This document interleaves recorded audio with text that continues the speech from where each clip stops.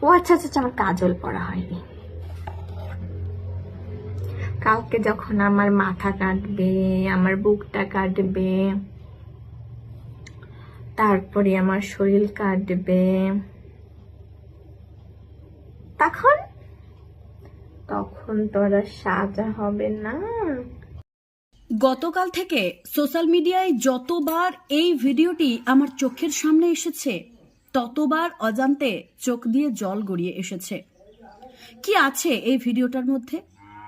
একটি মেয়ে তার জীবনের সমস্ত কথা এই একটি 23 মিনিটের ভিডিওতে বর্ণনা করেছে এবং জানেন এই ভিডিওটির শেষে তার পরিণতি কি হয়েছে?